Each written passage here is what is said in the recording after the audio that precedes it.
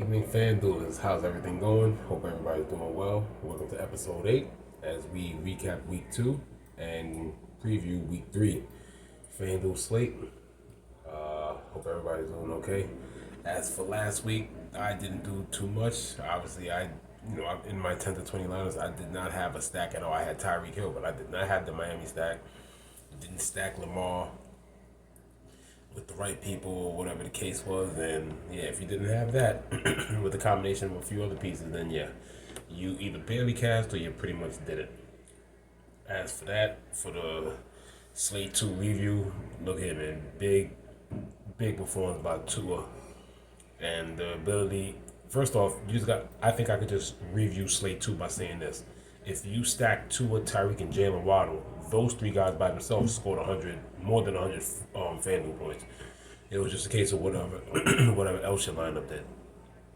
Other top performers was obviously Lamar. Lamar shot way up after that 80-yard run. That's what really put him over the hill.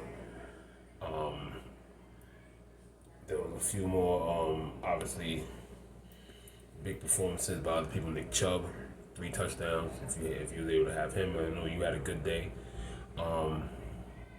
The Cincinnati chalk busted for defense, and eventually what ended up being the best defense was Jacksonville. Plus they got the shutout. Other than that, the Detroit-Washington game went real well. Amon-Ra St. Brown. I mean, you most likely didn't win, but if your lineup was a Jared Goff St. Brown stack, then you did pretty decent depending on what else you put in there as well. San Francisco's wide receivers definitely going to take a bump in quality and salary over the next few weeks with a better passing Jimmy Garoppolo. Definitely look. I mean, Debo's going to get his look, but now his price is definitely going to probably shoot up a bit more with the ability to be a better even receiver instead of a gadget player, and then also look for Brandon Ayuk, and then watch out for when George Kittle gets back. Still nursing that hamstring leg injury, so we'll see what happens with that. It looks like this year's fantasy carnival is 2 teams. Either it's going to be Arizona because the defense is bad, but they're going to be throwing a line in the second half. They had that amazing comeback against Vegas. And yeah, pretty much it. Cooper Kupp did his thing against Atlanta. But I do want to say 2 big things. There's 2 things I will take away after the Miami double stack would be big shout outs to these 2 rookie wide receivers. Now, obviously I was definitely bigging up more Drake London from Atlanta. He's seen a lot of targets and performing well, but Rashad Bateman is definitely picking up the slack there. He's definitely the Hollywood Brown replacement right there. Yes, Duvernay has been getting some big plays, so on and so forth. But yeah, those 2 rookies right there. So big shout outs to Drake London and Rashad Bateman. They both had very solid week 2 performances. And I think with that being done, like I said, that was just a few days ago. I'm pretty sure y'all probably saw other YouTube channels that have already previewed or reviewed week 2. Some are just getting into week 3 or pieces bit by bit. So we're just going to go position by position. I took my personal notes and I'm going to start off with the quarterback because with the quarterbacks, normally I have like a short list, but this is probably, obviously in this young season, it's probably going to be the most exciting week so far. Because, number one, people have been waiting to have Josh Allen on the slate. This is the first time Josh Allen is going to be on the slate. And when you kind of look at the quarterback slate, I think you could really divvy it up into 3 tiers. If you stick with tier 1, it's a case that's normally it's one of those where, okay, you're gonna pick your stack. I think you're gonna pick your stack and then fit your value and then pick your defense. I think you can look at it this way: as which of the top tier. Now I said I got 3 tiers, but it really seems to be with the big names that are up top. Which of the top quarterbacks in tier 1 are you gonna base your lineup off? Because, like I said, a lot of people are gonna be amped to play Josh Allen with his productivity. In the same slate, you got Patrick Mahomes and Lamar, but we'll get more into that. So tier 1, I have it like this: you're gonna have Josh Allen.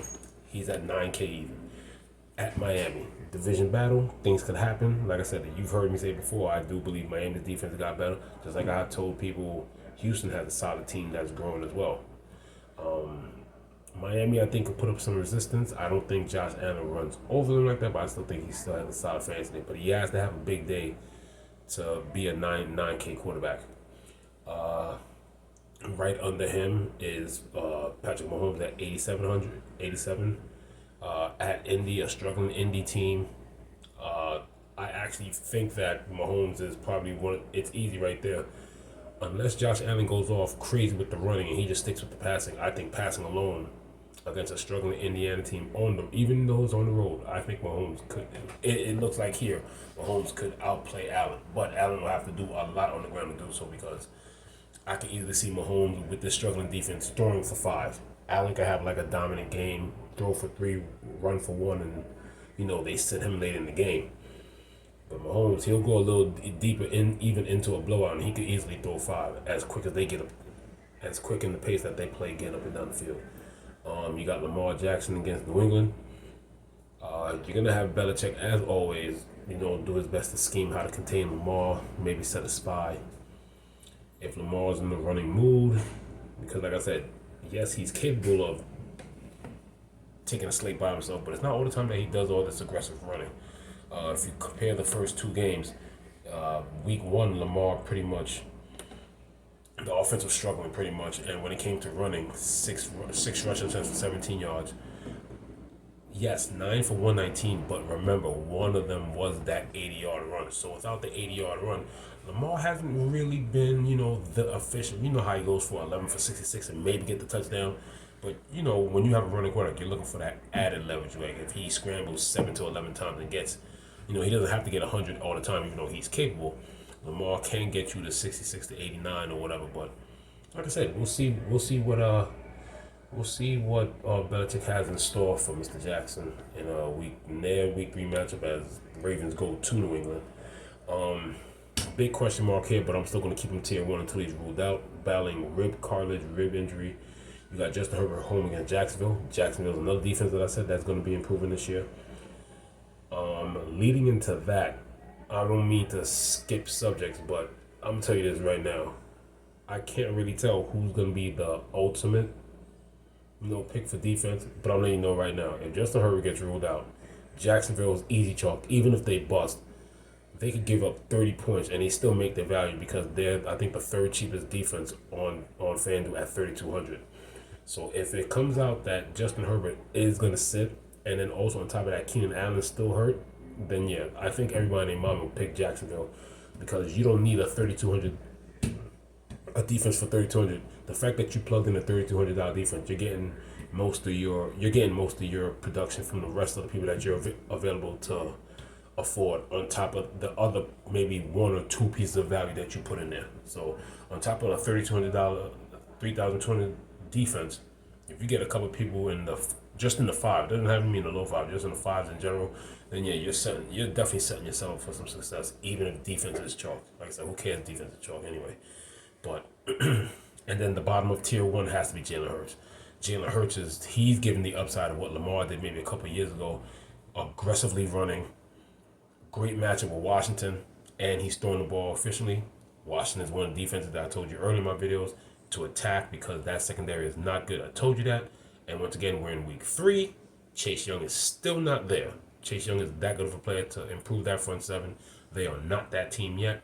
So that seems to be, out of that 5, it will have to be Allen, Mahomes, and Hurts to be the top picks to me, of the tier 1. Jalen Hurts going to Washington, rivalry game, 8,100. We're going to go to tier 2. As we go down to tier 2, like I said, the team may be horrible, but we're here for fantasy, and if he keeps doing what he's doing, at least in the second half, scrambling and throwing, then hey, he meets his value at 7,800, which is Kyler Murray home against LA. And in the same game, going against Matthew Stafford, offensively, it seems like they're going to be throwing a lot, and he's been throwing to the running backs a lot too. So they're definitely a more passing dominated team. I think right now their ratio for pass to run is in the 60 to 40% area, 60 to 40 kind of thing. So the only thing with Matthew Stafford, he's too keen to throwing interceptions. 1 interception, anybody can throw 1 interception, tip ball, anything happens. But Matthew Stafford definitely has the capability of throwing 2, maybe even 3. So, but that Arizona secondary is not good. They lost a lot of pieces. They did not replace, as I said in one of my earlier videos. That secondary is probably better than Washington, but it's still bad. And then against Cooper Cup, nah, I don't really like Arizona's chances. So 78 for Kyler Murray. Right under him is 7,700 Matthew Stafford in the tier two, and then to round out the tier two, you got Kirk Cousins. If there's one thing that you can count on, even if you don't like Kirk Cousins, let's just be real. The one thing Kirk Cousins does do well is bounce back. He's at home against another bad defense in Detroit, who seems to be this year's fantasy carnival. You're going to be in some shootouts with them. So Kirk Cousins, Dalvin Cook, even a struggling Thielen, and obviously Mr. Justin Jefferson, they all look good in that game. He's 7,600 at home. Carson Wentz is at home against Philly, going against Jalen Hurts. Wentz has been playing great. All those healthy Redskin weapons. You got Dotson, you got Curtis Samuel, you got Anthony Gibson, a healthy Logan Thomas.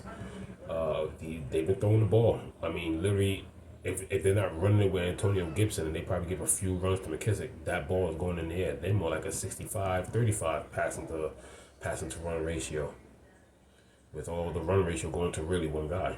So Carson Wentz is at 7,500 home against Philly. And then look here, man. If they lose to the Jets are playing well. But if this team loses to the Jets, then it's time to play the panic button. And I'm letting you know this right now. I don't know if the coach doesn't need to get fired, but I think whoever the general manager was needs to get fired, because apparently you lied to the whole public saying that you spent money on the offensive line and your quarterback been damn near sacked 20 times in 2 weeks. I know I'm rounding up, but still, that's still a lot for 2 weeks. Your quarterback being sacked 8 times in 2 weeks is too much, and you got your quarterback in the team numbers. So Joe Burrow, 7,500 on the road against Cincy. Somebody save that man. Save that man, because he's going to get killed. I'm surprised he doesn't have the rip cartilage damage that Justin Herbert has. To be honest, after that, I'm not really going any lower than this, me personally, but just to mention a tier 3, because like I said, this is fantasy, and these are players that can probably put up decent fantasy numbers if you decide to go lower than Joe Burrow, 7,500. 7,400 would be Tom Brady, home against Green Bay. Pretty much fading. Like I said, I'm pretty much none of these guys are really being my line. Maybe one of them. We'll probably get to her in a minute. You have Tua 73. Look, I'm going on a narrative that because of last week, there's going to be a lot of people that's going to click Tua's name. Tua is going against a good defense. He's not going to do what he did last week. Can he still perform well? Yeah. Do I expect 6 touchdowns? Do I expect 5? I don't even expect 3. I expect this to be a tougher game. I expect Tua, maybe max 3, but I figured this is going to be Tua moving the ball up and down, doing his best. Probably get 2 TD passes. And maybe Miami's kicker pulls it out for him if their defense shows up. But a lot of people are going to click to it just because of what he did last week. So off that narrative, I will naturally fade him. Just off that narrative alone. This will be Miami's toughest test, so we'll see how that goes. Mariota at 7,300 along with Tua. At Seattle defense is not that good. Yes, they can get pumped up by the home crowd or whatever, but now that they lost their one decent player, Jamal Adams is done for the season. Atlanta has been playing well. They definitely proved me wrong. The defense is still a bit suspect. They've made some big plays, but Marcus Mariota is, I mean, hey man, he's my favorite wide receiver. I love Drake London, so, and a little concern for Kyle Pitts, hasn't been able to get in there yet, but better times are coming for him. And it's actually better that he's stinking so far fantasy-wise, because I think Kyle Pitts has dropped to 5,400 after starting the season 6,000. So, and then on top of that, you're going to have Las Vegas. Hey, man, for the people who don't like Derek Carr, I totally understand that. But fantasy-wise, he's going against a weak defense. He should be able to pick it up. I think you got to mark Derek Carr for 3 TDs. Why? Because he's damn sure going to make sure he gets the ball to Devontae Adams again. So best believe that. He's definitely going to get that ball to Devontae Adams. And, I mean, no disrespect. I guess I could take out one of these guys or whatever to put him in there. But at the very bottom of tier 3, he's definitely, like I said, it's Derek Carr and this guy. Jared Goff against, he's at Minnesota, another team that, big home field advantage. But Detroit has been playing well. They're a fantasy carnival. Defense is not good, but those guys are going to be chucking the ball. So Jared Goff, it'll be Jared Goff and Derek Carr for me for tier 3, especially if you're paying down. Both of them, by the way, are both 7,100. Other than that, I'm not touching anybody else on the quarterback. in the quarterback range. Yes, you got guys like Trevor Lawrence. You got Jameis Winston. I mean, Joe Flacco's a bit hot. If you want to touch Matt Ryan, you might as well go on ahead. Just not play FanDuel, just give me your money. And then, you just got Bacon, and that's it. So, fantasy-wise, I think that's it for the QBs. I think we can now head on to the running backs. Running backs, as usual, Taylor's still the head and above leading pricing, 9,400 home against KC. Yeah, you can run against KC, but if KC blows us out the water, Matt Ryan will dump off, but Matt Ryan will be looking to get it down the field. That could hurt him. Now blowout doesn't hurt him like it hurts Derrick Henry, but game script still won't favor him. But Jonathan Taylor was still doing the game catching passes, but it will still affect him in a way. Right after that, yeah, you got Henry at 88. Definitely looking at a better matchup. Like I said, Raiders are definitely one of the weaker defenses. Got to understand they definitely, besides whatever draft picks they did get, the offseason was basically to assure, and they used some draft capital on some backup running backs too. Josh Jacobs not going to be there. Some people think there's still rumors of Josh Jacobs being traded by the trade deadline because I saw some of the games and I like Zahir White. They do have some talent, young talent in the backfield. So not only did free agent capital go to the offensive end, but some of the draft capital did. So very, very minor improvements on the defense in the offseason. That's something that they got to look towards next year. So Ken Henry is definitely looking in the field position at 8,800. Eckler versus Jaguars at 8,700. Look here. If Justin Herbert gets ruled out, I think he gets a boost. He might even get it. I will probably drop Jonathan Taylor to 3 and put Henry or Eckler at 1 and 2 because Eckler's going to have to take a bigger load off whoever the backup quarterback is for the Chargers. I really don't know who that is. Here's the big news for the running back portion of the show. So for those who don't know, so obviously the last couple of years Christian McCaffrey has had some injury issues. So if you look at, he started in the 9,000, now he's got 8,500. If there's a time to play Christian McCaffrey, you would think it would be now. Now it sucks that it's a matchup against New Orleans. If he has another bad matchup, FanDuel's never dropping this man at 7,900. They're not going to do that. If I'm running the FanDuel thing, I'm never dropping him under 85, maybe even 83 is my limit. But here's the thing. 14.8 in week 2, 13.7 in the beginning week. But there are reports that's actually coming out this week. Like, people are like, what's wrong? Is he hurt again or whatever? They're actually giving him a regular load. They're not giving him that traditional Christian McCaffrey. Remember from 2-3 years ago, he used to get like almost 20 attempts, but get like 7, 8, 9, sometimes even 11 catches out the backfield. They're actually trying to take it easy on him, and when you think about it, they actually are.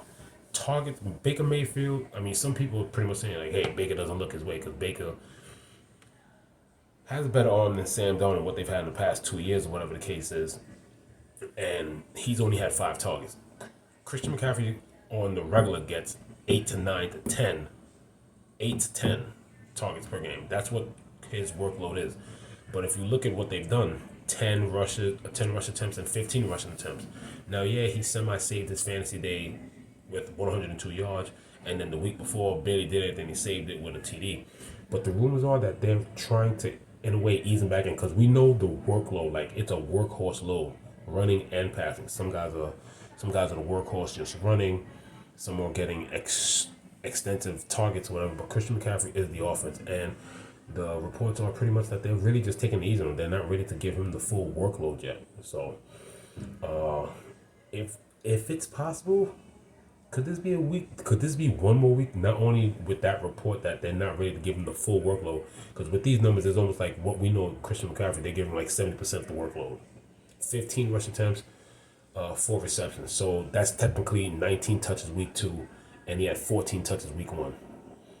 It seems like 60 to 70% of the workload, and then against New Orleans is not a good matchup. So let's be real here. Let's just be smart about it, and this might be a good week to fade McCaffrey. Now, if you're playing, for the millie, I mean, are you going to pick Christian McCaffrey in a few lines? Of course you are. I mean, you never know. Like I said, he has the ability to take a screen pass and take it to the house. But with that news that they're not ready to give him the full workload yet, for those who didn't know, those news reports are out there, They're not really giving full workload yet. So what? We're looking at 17, 18 rushes with like 7, 8 to 9 catches by October. I don't know, but we're in week 3, and week 3 is probably not the time to test it against a sturdy New Orleans defense. So that's definitely one of the main points I really want to get into this episode. The fact that Panthers are not ready to give him 100%. And as you can see by there, 2 games so far, doesn't have 20 touches. This is Christian McCaffrey here, does not have 20 touches. Just remember that. On top of that, then I think we got one of the guys that I think who looked great. And because of the way the situation is going, I think you might have to give this man 40 touches. They have to give Joe Mixon the ball. Joe Mixon has had probably the biggest workload. I think he has the most touches out of everybody, out of all the running backs this season. 19 rush attempts and 27 rush attempts. 3 receptions, 7 receptions.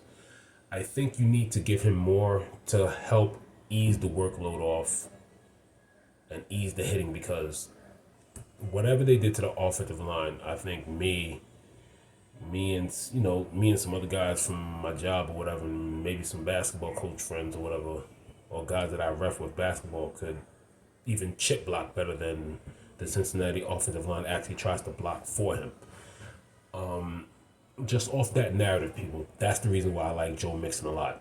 Will I have pieces of him? Yeah. There's other running backs that I like to get to. I think the guy who I just went over, Joe Mixon at 82, Dalvin Cook going against Detroit. That bad defense. This is where Dalvin Cook becomes Dalvin Cook at 8,300. I think Dalvin Cook even has a better matchup.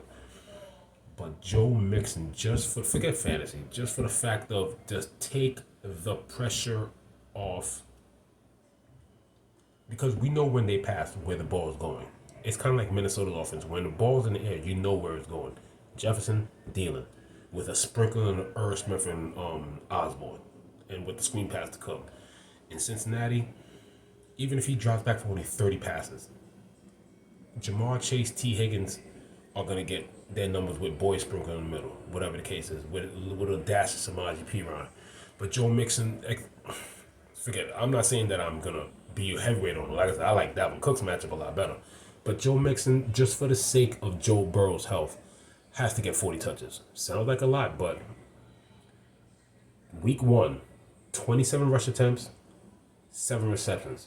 That's 34 touches. Against Dallas, 19 rush attempts, 3 receptions. That's 22. The man's gonna. I think they know that Burrow's getting his ass whooped. He needs 35 minimum touches. They just gotta give him the ball. Forget fantasy purposes. Just so Joe Burrow's body could just have a break. We got DeAndre Swift at 8,200. No, DeAndre Swift is at 8,000. Sorry, Joe Mixon's at 82. DeAndre Swift, I think he is battling seriously that ankle injury, because even in that shootout last week, DeAndre Swift, now he didn't practice today. And last week only had 5 rush attempts, 56 yards. He did get a receiving touchdown, but only had 2 receptions for 31, had 5 targets. That ankle injury is bothering him, so just be aware of that when you're thinking about picking DeAndre Swift. Still good enough to, have a decent fantasy day, and then if he gets a touchdown, it meets his expectation. He's right there at the 8,000 mark. Other running backs that I want to bring in, hey man, this guy's finally, living his potential. Hopefully he doesn't get hurt soon. He always gets dinged up around this time. CEH, going up against a mess of Indianapolis defense. Very nice price too, 7,300. Semi-expensive. It's not like it's a Tyreek Hill, Kelsey, Mahomes stack. But if you ever want to go like a stack that way, because he is getting the passes or whatever, so that could be a reasonable stack. I mean, CEH, the first 2 weeks? The first 2 weeks he's looking at, 4 and 3 targets, and he catches each one for 44 yards. And against Arizona, received 2, and he's getting okay work. But obviously with the spread offers that they run, he's going to see open holes or whatever. 8 rushing attempts, 7 rushing attempts for 74 and 42 yards. So anytime he gets the ball, he's gonna go for a gash, and with his speed and ability to stay low gravity to the ground, he could break one or whatever. So he'll be interesting for some Kansas City stacks. On top of that, when you look at the rest of the group, you're gonna see When you see the rest of the group, you're gonna see David Montgomery. Look here, man. I think if I remember properly, Justin Fields has completed maybe 20 or 21 passes in 2 weeks. David Montgomery is the offense. I do respect Houston. I told you Houston's getting better, but Chicago needs to rely on David Montgomery. I mean, they just have to if they have a hope of doing anything. My man Alvin Kamara, he didn't practice. He's still battling rib issues, so I don't really know about him at 7,000. Miles Sanders is looking real good at 6,800 against a bad Washington defense. No Chase Young to stop him. And now people got to worry about the threat of Jalen Hurts. So, yeah, Miles Sanders looking really good under 7K. You got Antonio Gibson also looking all right at 67. And then to wrap it all up, there was one more person. I don't think I'll be going too far down. Oh, okay. So, after last week, and the minor professional back and forth with these guys. Now, it is reasonable to react, but if this continues and not continue because it just started, but if it continues to trend in this direction, then probably the best value of the week at any position, probably alongside Greg Dortch from Arizona, will have to be Cam Akers. Cam Akers will be running against a very soft and poor Arizona defense. We're gonna have him at 5,800. Cam Akers went from 3 rushing attempts to 15 rushing attempts and getting 3 targets, catching 2 passes. I mean, that's why you build multiple lineups. I mean, if you want to just fade it, then you can fade it because you don't really know the feeling of the situation. But if you could fit Cam Akers in there and he does what he has to do, then that's the best 5,800 you're going to spend this weekend. Or best 5K range value all weekend, no matter what wide receiver you pick. I think that'll be the best 5K range because he does get runs and they do throw him the ball or whatever. So Cam Akers, if his touches increase, then yeah, he's going to build upon what he did against Atlanta last week. And he did look pretty solid as well. Even though, yes, Darrell Henderson did get some touches, shared it, but it was more like a 60-40 sharing. It wasn't like how last year Denver had Javonte and Melvin going damn near 52-48 or damn near 50-50. If it continues in that way, look for Cam Akers to probably get closer to maybe 5 more rushing attempts and maybe 2 to 3 more targets. He had 3 targets, caught 2 passes. So let's go. I actually wanted to talk about, before we get into our group wide receiver and tight end together, I want to get into the defense because I think there's a lot of places you can go with defense. Defense is not so clear this week. Defense, there's a lot of different options. As usual, you can pay all the way up, and there's quite a bit of value. As I said, I'll start with the value. Like I said, but you have to monitor this news. We're not going to know this till Sunday. We don't know about 2 important pieces. Jacksonville is 3,200. LA Chargers. If Herbert is ruled out and Keenan doesn't play, I think that's the ultimate chalk. And like I said, even if they don't do what they're supposed to do, let's say they end up with somewhere with 4 to 7 points, a $3,200 defense, as long as they don't go 0 negative, you're fine. 3,200 with whatever. Let's say you did that with Dortch and Cam Akers. The rest of your lineup should look monstrous. Okay, so let's just leave it at that.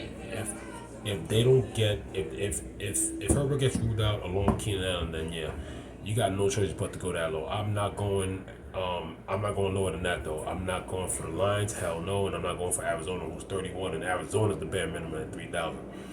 Other places you can go that could probably dirty it up. Ravens at New England.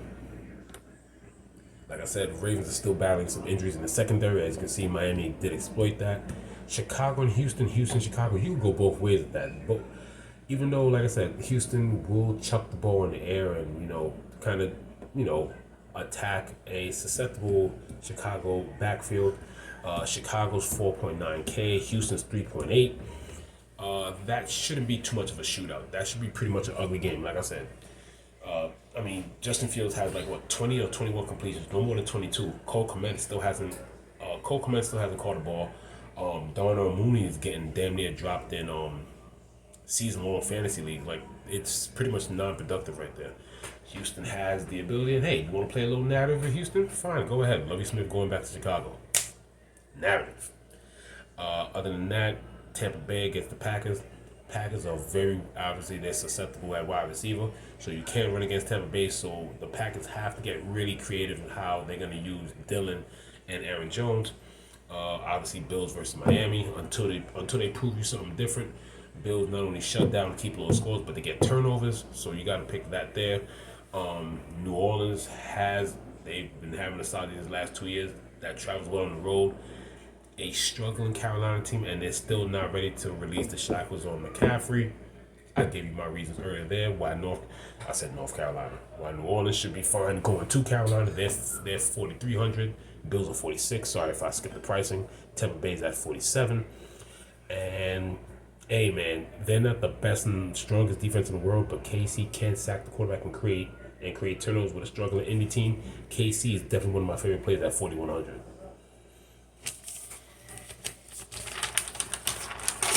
Let's go to tight end. And come on, man. I mean, if I don't start with Kelsey, I mean, what the hell am I doing? I'm just an amateur YouTuber. If I don't start with Kelsey, you might as well just, unsubscribe or whatever. So, Kelsey, it feels good that it's still under 8,000, 7,800. You got Mark Andrews at 77. But I worry about Andrews because he can't take away anything. So, does he try to keep a spy? Does he try to keep a spy and double his favorite target? Belichick will scheme like that. And then, like I said, Rashad Bateman is good, but still not the strongest wide receiver core. So, and New England is pretty solid on defense. Not the best defense, but they're pretty solid. They will scheme, and I guess they'll take their shots with Bateman and Duvernay because he's going to want to either spy Lamar and either put one linebacker and the strong or free safety, whichever side Andrews is on top of each other. Coverage-wise, linebackers are pretty good for the Patriots, but like I said, he wants to take him away. So he's definitely going to have whatever linebacker, wherever he lines up, whether if he's out in the slot or lined up right next to the tackle, there will be a safety. There will be a safety if he gets past to try and run deep routes. Obviously, you're doing a good defensive job. If you have good coverage guys, you keep everything in front if you force Mark Andrews to slant.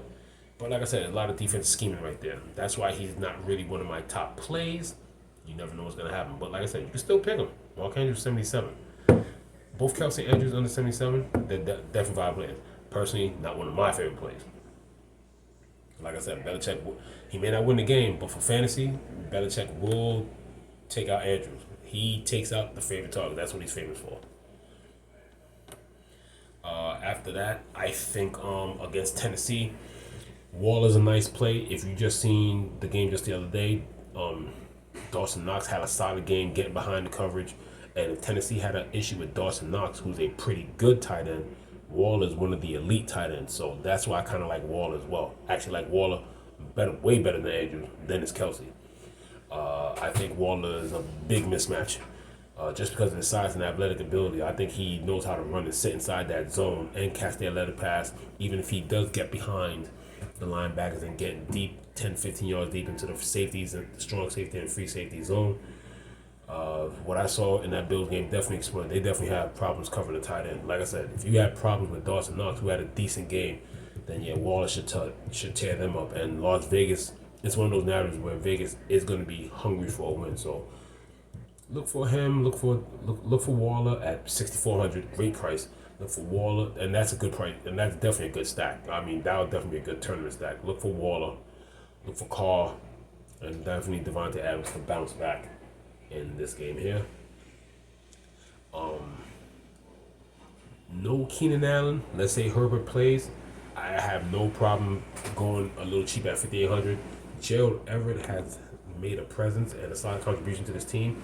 Gerald Everett in the first 2 weeks of this season, he's definitely shown up. Week 1, 4 targets, 3 for 51 and a touchdown. Week 2 had 10 targets, 6 receptions for 71 yards. Didn't score, but if you're going for a tight end that cheap and both weeks he's scoring double digits in fantasy points, this doesn't one of those, let's see if he can get me 7 to 10 points. Maybe he gets a touchdown. his production is keeping him in double digits, 12.9, 10.1. If you don't want to pay up and you know you want to budget tight end, like I said, you can budget tight end or whatever. You can budget tight end with the defense and then fit some other pieces or whatever. Maybe get another budget wide receiver and then combine that and then pay up for everything else. You can do that. But Gerald Everett is a solid contributor. I don't look at him as a risk. I just consider him a solid pay down option. Another person who's a good solid pay down option, who's actually who's also seeing targets I like, is Tyler Higbee, 100 less at 5,700. Tyler Higbee, if I said Gerald Everett was getting targets, then how does this sound? Week 1, 11 targets, 5 for 39. He hasn't scored a touchdown yet, but fantasy is about opportunity. 9 targets, 7 for 71. At Arizona, that game could shoot out. And, hey, man, that's another solid pay down option. 2 more solid pay down options to round up the tight ends. I mean, there are guys like Goddard that I like, but the main 2 guys that I put in my notes because of the targets and what they're doing. Look here, man. I know he's playing with an injury right now, and but ever since T. Higgins left with that concussion, he is seeing a lot of targets. Now he's nursing a groin injury, but Hayden Hurst for the Bengals, yes, it's nothing spectacular, but the stats aren't great. But he's seen 8 and 7 targets. Hayden Hurst, 5,100, could easily solve his day with a touchdown or just catching all of his targets. Week 1 had 8 targets, had 5 receptions, 46 yards. 7 targets, 5 receptions, 24 yards. So catching things short. That's a guy that's looking for a goal line look if you want. Play action from Mixon. Play action off Mixon. Hayden Hurst is a solid contributor. He's made his presence once T. Higgins got that concussion, so he's definitely a viable option. And then once again, I understand that Arizona's defense sucks, but after his first week 1, I figured it'd take him a couple weeks to start looking healthy, and it did. After 4 targets, 2 with the touchdown, 11 targets, 8 receptions, 75 yards, in a team that's going to be down a lot because that defense is not good. Zach Ertz, once again, 5,200. I think the most he's been all year is 55. I don't know, but I'm surprised Zach Ertz is not at least in the high 5s. The low 5s, he's pretty much, I mean, he's good enough for cash games if you want, if you're going to play like cash games or anything like that, tickets or anything with a, big win window or whatever the case is. But yeah, that rounded out for Zach Ertz, 5,200. Like I said, Higbee, 57, Everett, 58. But probably 2 of my top plays. I love Kelsey at 7.8, Wall at 6.4. Let's get to the wide receivers, quite a bit of them, and then we'll wrap up the video.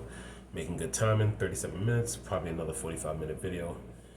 But at wide receiver, come on, man, it starts with Cooper Kupp. Once again, if I don't start with Kelsey and tight end, just unsubscribe if you don't talk about Kupp. 9,800 is just fine for Kupp. Right under him is 9,500 Justin Jefferson. Devontae Adams, fine at 8,700. He went down, I think he went down $100. Yeah, he was 88 last week, went down 100. So I think he has a bigger bounce back game. I think the fact that even though Justin Jefferson's open, they say open all the time, Cooper Kupp being a great route runner, I got a feeling Devontae Adams could be the number 1 guy because he literally has a guy that forces the ball to him, and they're in desperation mode at 0-2. Yes, I know Kupp is dominates targets, but in the Raiders sense, Raiders can't go 0-3. Expect Devontae to be on some old school Brandon Marsh. I think he's getting somewhere between 12 to 15 targets, and he's getting like 8 to 11 receptions on 168 for 2 touchdowns. They need that kind of game to get that first win. Like, to get the first win, they don't need to eke this out. They need to put a stamp on this game and get that victory. Jamar Chase against the Jets. What can I say? It's just a good matchup. Yeah, the Jets are playing a little bit above their head, but that Jets defense, if there's any reason why to believe that Jamar Chase should have the ability to get this, even though that offensive line is horrible, the Jets are a little bit dinged up on the defensive line, and I think the Jets defensive line so far only has 2 sacks. So that's something that looks at least somewhat good for the Cincinnati O-line. Other than that, you got Diggs and Tyreek Hill right next to each other. Hill at 8,400, Stephon Diggs at 8,300. They'll be playing against each other. That should be an interesting game. that might be the game of the week right there. That's gonna be an interesting one. That's gonna be an interesting one to see, seeing those two go at it. I mean, they're not gonna go at it, but going against each other in the same game. Other people that you might want to talk about, I think AJ Brown's in a great spot. Once again, Washington defense. He's at 8,000 even. I think AJ Brown should at least be 2 to 3, maybe 400 more, but I don't work for FanDuel. Amon-Ra St. Brown is still not 8,000 yet. He's going against a bad Minnesota team. Amon-Ra St. Brown should be in the 8K range, but I don't work for FanDuel. What else we got here? We got, I did make a couple of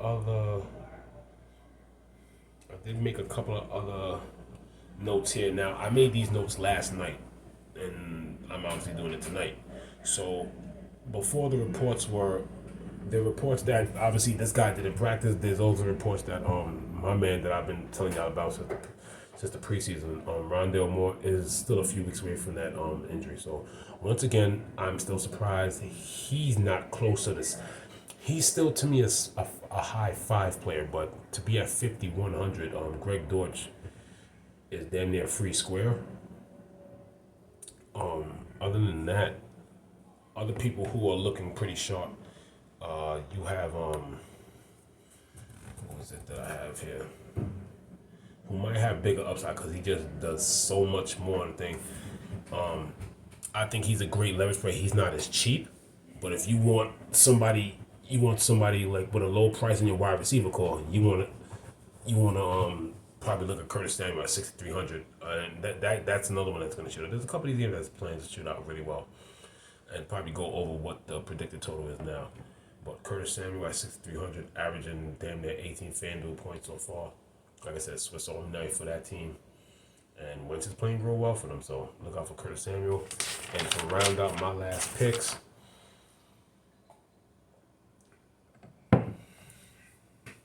you got Hollywood Marquise Brown and Mike Williams at 7K. Obviously, it looks real good if Keenan Allen doesn't play, but Justin Herbert plays. I think you can go to my boy, who I think is pretty reliable for seeing a ton of targets. So you can see Brandon Cooks going against the Bears. Like I said, they just feed him the targets. So Brandon Cooks for 66, which is fair. He's gonna keep until he gets that big game. He's gonna keep bouncing from mid 6 to high 6, just under 7 or right at 7. I've been playing this. If you've been playing, not trying to sound like an expert, but if you've been playing it, you kind of know what FanDuel's gonna. Unless they totally misprice it, you kind of know what FanDuel's gonna do with certain players as they perform. Like you can already see what was gonna happen. Like I said, I thought they was gonna keep McCaffrey. I thought he ended up with a decent game with the 100, so I thought they was gonna keep McCaffrey at 9,000. So the fact that he went to 88, 85, they kind of shocked me with him. But like I said, I don't think they'll drop McCaffrey any lower than that. Because the week that he breaks off and McCaffrey's like 8,200, FanDuel's going to be kicking themselves. Because McCaffrey will easily be like 40%, 50% in every contest. He'll be in GPPs and cash games. And then I got to give a shout out to my boy. I'm definitely going to be playing him a bit this week. Let's talk about my man Drake London. Drake London, 6,200. I'm going to keep loving Drake London until about when he's 7,000, when he's around these other people you're going to have to start thinking about. The guy's so good that he's taking away the attention from Kyle Pitts. They just got to figure out how to get those two together. Drake London in a great matchup against the Seahawks, even though it's on the road. And Drake London, 12 targets and 7 targets, 5 receptions for 74 yards. And last week caught his first pro touchdown. Got 8 receptions for 86 yards on the touchdown. He's a solid option in the offense. Like I said, shocking Atlanta Falcons to me. Like I said, I thought they'll be the ones looking like Indianapolis, but Indianapolis look like Indianapolis because they got that. Atlanta got rid of Matt Ryan. They're like, nah, time to go. But that's the end of the episode. About to wrap. Okay, just hit 44, so I'll wrap this up in 45 minutes. Hope you liked the episode. Hope you liked the week 3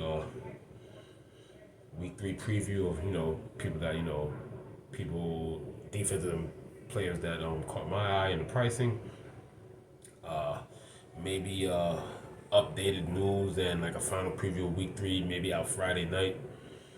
Other than that, good luck. If you're playing the single game tomorrow, good luck in that. Whatever sportsbook picks you make, good luck in that as well. Hope you cash in. Hope you cash big.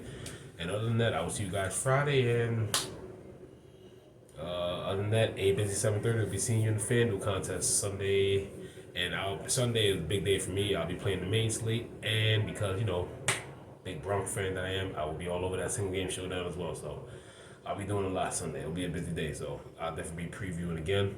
This is Grade A Fantasy. Thank you for joining episode 8 of Grade A Fantasy. Peace. Signing off.